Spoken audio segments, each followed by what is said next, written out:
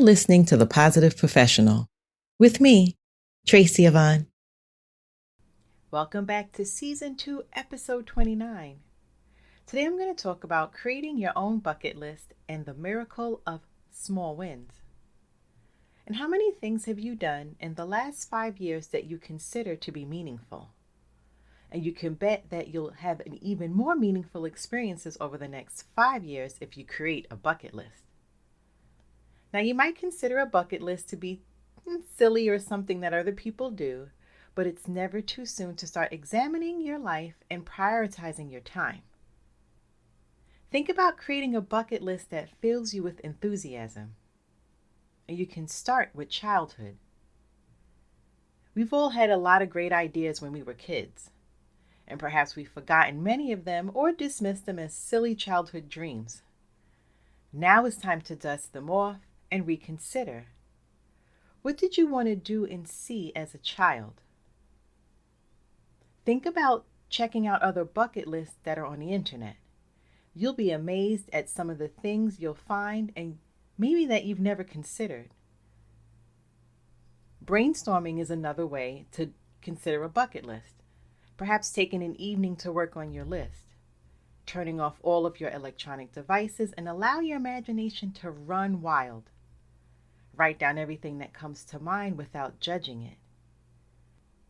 You can evaluate your list at another time. And it might be easier to come up with ideas if you consider particular categories one at a time. And some examples of categories could be travel, adventure, and creativity. Like where have you wanted to visit? Consider places near and far. Maybe there's a famous burger joint in the next town or a state park that you'd like to visit. Remember that the world is big but largely accessible, and in one day you can find yourself anywhere on Earth. Have you ever thought about riding a camel across the desert? Do you want to fly in a helicopter or perhaps try your hand at zip lining? And I have to say, I am terrified to do that. Or maybe riding across the United States on a motorcycle or perhaps swimming with dolphins. Or maybe writing a book or a song or learning to play an instrument or take dance lessons. These are just a few ideas. So I want you to take a second and think about what other categories come to mind for you. Think about giving yourself a week to continue adding to your list. You'll find that new ideas pop into your mind at random moments. So keep adding to your list and don't worry about the length. You can pare that down to size at a later time. You can also ask your friends for ideas. Find out what your friends would put on their bucket list, and perhaps you'll get more good ideas as well as a few suggestions. Always prioritize your list, and that's how you rank your big list from the most desirable to the least. And now it's time to make plans for this year. Starting at the top of your list, which items could you do this year? Now, unless you're fortunate, you may have limited time, financial resources, or both. Begin making plans anyway, and decide on what you can do to overcome your limitations to put your plan into action. Once you've set an objective, it's important to take a first step as soon as possible. Show yourself that you're serious about making preliminary plans. And now that you have a good bucket list, get busy crossing off items from your list. Making a bucket list is valuable because it requires you to think and prioritize. There's not enough time to get it all done, so think carefully and rank your list items. Creating a bucket list can help ensure that your life is exciting and fulfilling. In the next segment, I'm going to dive into the miracle of small wins. Today's episode is brought to you by Ivy Elite Training. Are you looking for low-cost professional development workshops, topics like emotional intelligence, diversity and inclusion, and more? Then visit www.ivyelitetraining.com. That's www www.ivyelitetraining.com.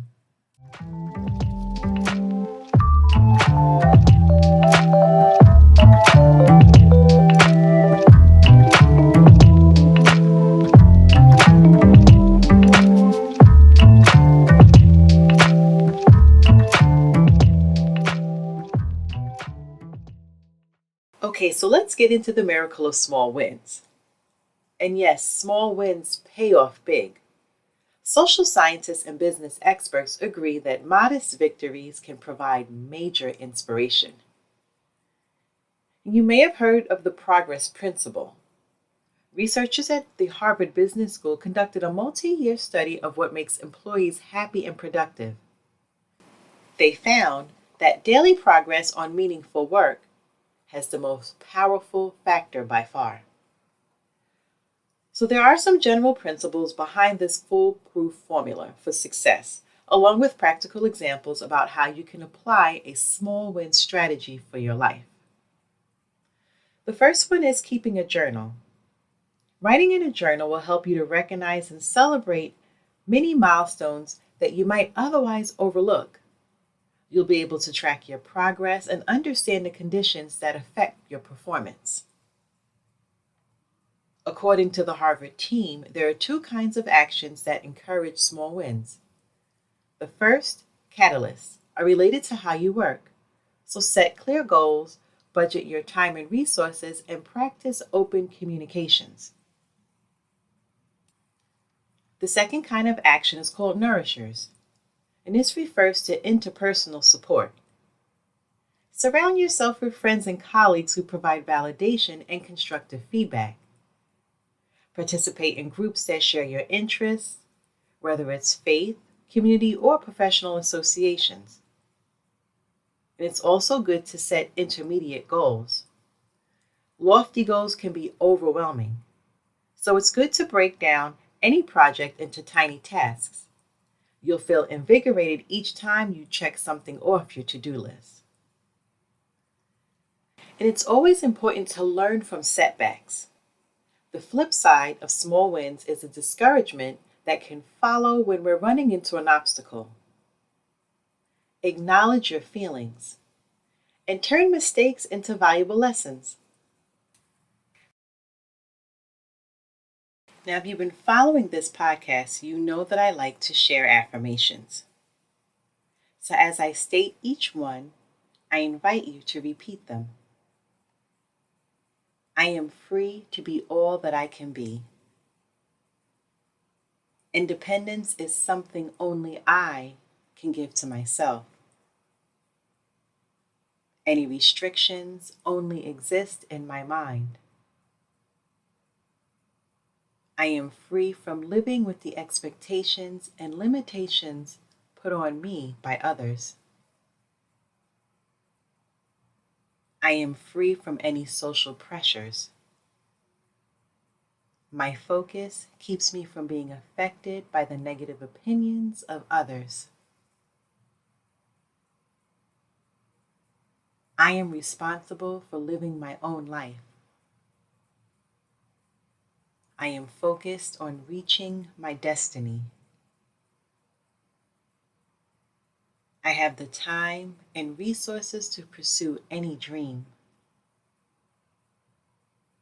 I am able to acquire the resources I need to reach my ultimate potential. Everything I need to grow and develop comes to me effortlessly. It is freeing to know what I want and how to get it. Indecisiveness saps my energy and steals my time, so I make decisions quickly and easily. I stick to my plans and make them work. Today, I am throwing off the chains of limitation. I have the freedom to be all that I can be. I am taking control of my life. I have the goals and a plan to achieve them. nothing can stop me. And before I conclude today's episode, I'm going to share 3 self-reflection questions that you can ask yourself. How have I let the expectations of others limit me in the past? What do I really want out of life? And how can I ensure that I am brave enough to be all I can be? Thanks for joining me today. I look forward to you tuning in to another episode. Make sure that you've subscribed to this podcast and don't forget to click the like button. You can also follow me on Twitter and Instagram. Stay safe and be well.